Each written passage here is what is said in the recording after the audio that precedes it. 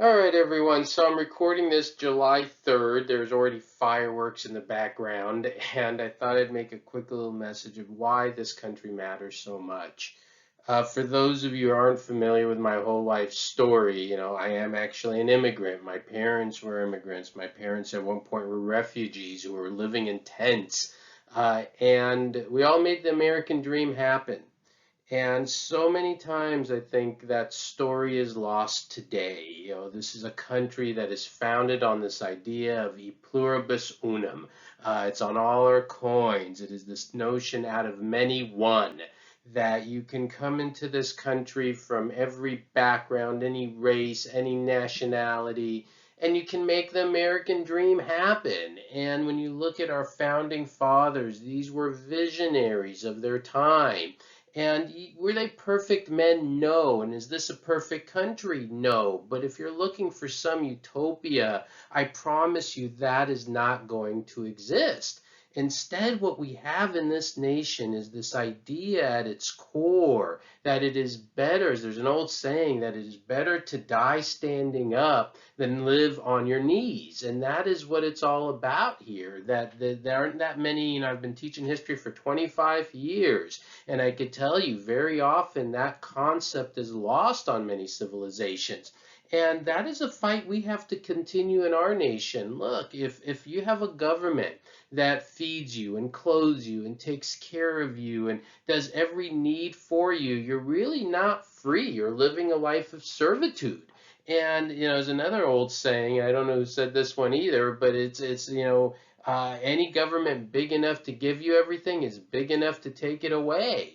And so, the concept of America is a concept of liberty. It's a concept of limited government that allows you as individuals to rise and succeed. And a lot of people don't even know this, but the vast majority of millionaires in the United States today did not inherit their money. They actually are self-made millionaires during their own lifetime.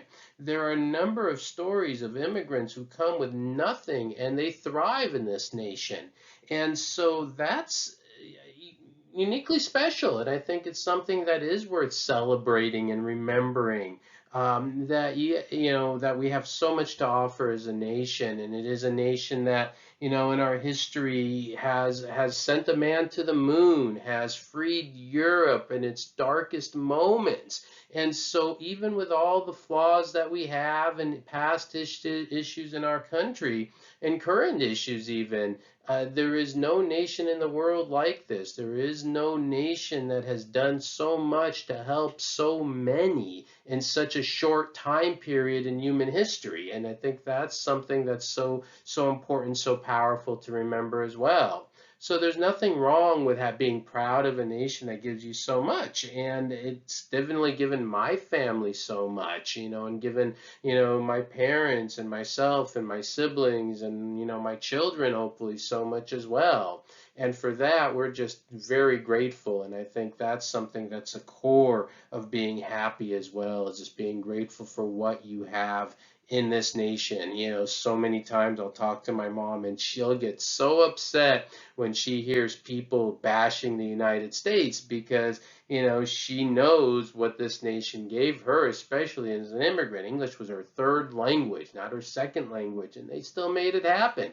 And so I think that's something so important to remember, to be grateful for the nation we have, to appreciate what we have here every day, and to know this is a really special nation. And there's a lot of history in the United States that's so vital to so many people. So just some things to think about tonight before 4th of July and during the 4th of July weekend. And I just thought I'd make this quick little lecture. Thank you, everyone.